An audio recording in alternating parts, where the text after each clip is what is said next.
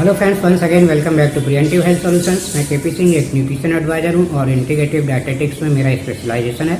दोस्तों आइए आज हम बात करेंगे शुगर फ्री पोटैटो और डायबिटीज का क्या रिलेशन है। दोस्तों अक्सर मार्केट में आपने देखा हो तो कुछ आलू शुगर फ्री के नाम से बिकते हैं और उन्हें प्रमोट किया जाता है डायबिटीज़ को लेकर, और लोग भी सोचते हैं हम शुगर फ्री आलू खाएंगे तो डायबिटीज़ में ये हमें ज़्यादा नुकसान नहीं पहुँचाएंगे। तो वास्तव में साइंटिफिक फैक्ट क्या है शुगर फ्री आलू का? क्या वास्तव में ये हमारी ब्लड शुगर में फ़ायदा पहुंचा सकते हैं या इनका कोई फ़र्क नहीं पड़ेगा? तो इसे आज साइंटिफिक एनालिसिस के आधार पर समझेंगे।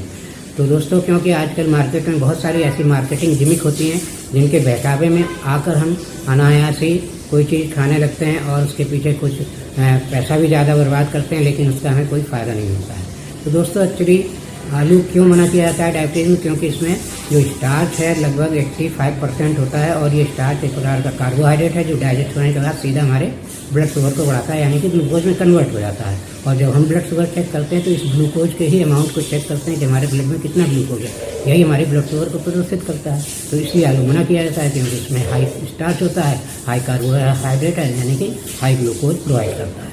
और इसी के साथ साथ एक पॉइंट ग्लाइसेमिक इंडेक्स का भी देखा जाता है कि ग्लूकोज हमारे ब्लड में जाने के बाद मतलब कितनी तेज़ी से स्टार्च या कार्बोहाइड्रेट कितनी तेज़ी से ग्लूकोज में कन्वर्ट हो रहा है, तो उसके लिए एक नंबर दिया जाता है ग्लाइसेमिक इंडेक्स। तो जो जितना तेज़ी से हमारे ग्लूकोज को बढ़ाता है उसको ज़्यादा नंबर दिया जाता है, जो जितना कम गति से हमारे ग्लूकोज के लेवल को बढ़ाता है उस फूड को या उस कार्बोहाइड्रेट को कम नंबर दिया जाता है। तो ये पॉइंट होते हैं मेनली डायबिटीज़ से जब रिलेट करते हैं किसी फूड को हम, तो ये हमें जानना जरूरी है। अब दोस्तों देखते हैं शुगर फ्री आलू का सच क्या है। तो दोस्तों जब इसकी फसल होती है उस समय जब हम फसल से ये डायरेक्ट मार्केट में आता है प्रोडक्शन के सीजन में, तो ये मीठा नहीं लगता है और ये आलू फीका होता है और हमारी इसकी सब्जी वगैरह सब अच्छी बनती है जैसा भी हम चाहते हैं, जैसा टेस्ट मिलता है।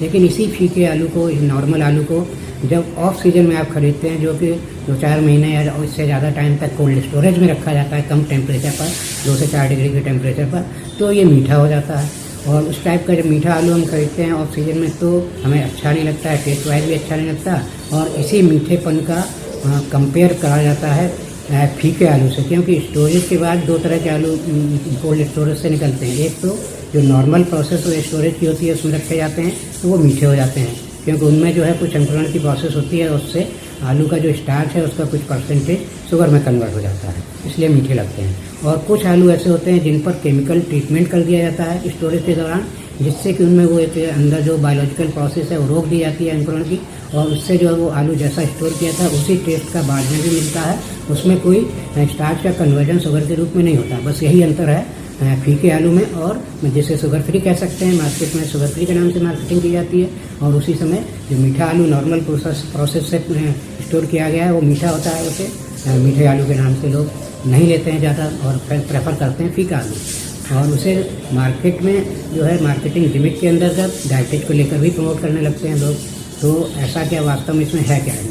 तो अब आप चाहे फ्रेश आलू लीजिए जो मीठा नहीं लग रहा है, या फिर कोल्ड स्टोरेज में रखा हुआ वो आलू लीजिए जिसकी मिठास को रोक दिया गया है, तो दोनों एक ही जैसे हैं। दोनों में 85 ग्राम स्टार्च ही होगा, चाहे वो फ्रेश है या कोल्ड स्टोरेज के बाद निकाला गया है ट्रीट किया हुआ, दोनों में 85 ग्राम स्टार्च है। और इसी तरह जो कोल्ड स्टोरेज के दौरान मीठा आलू निकाला गया है जिसमें मिठास में कन्वर्ट हो गया कुछ स्टार्च, इसका मतलब है उसमें एग्जाम्पल के तौर पर मैं समझाऊंगा। मान लीजिए 85 ग्राम स्टार्च था जब स्टोर किया गया था, और जब उसको निकाला गया उसमें मिठास आ गई, तो इसका मतलब उसको 85 ग्राम स्टार्च में से करीब, एक एग्जाम्पल के लिए मान लीजिए 10 ग्राम स्टार्च जो है वो शुगर में कन्वर्ट हो गया, मिठास में कन्वर्ट हो गया, मतलब वो ग्लूकोज और नॉर्मल शुगर जो वाइट शुगर होती है इन दोनों के मिश्रण में कन्वर्ट हो जाता है, इसलिए हमें टेस्ट वाइज मीठा लगने लगता है। तो यही अंतर है जो स्टोरेज से आलू निकल रहा है, एक फीका और मीठा, दोनों में ओवरऑल स्टार्च 85 ग्राम ही है, मतलब पूरा ग्लूकोज तो 85 ग्राम ही हमारी बॉडी में रिलीज होगा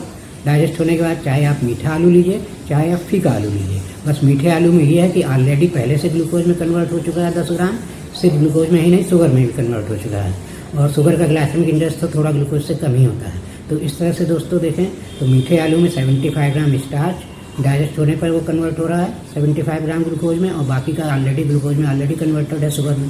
तो मिल तो 85 ग्राम ग्लूकोज दोनों ही आलू से सेम रहा है, चाहे वो फीका हो चाहे मीठा हो। तो डायबिटीज में इससे कोई फ़र्क नहीं पड़ने वाला, चाहे मीठा आलू खाइए चाहे फीका आलू खाइए।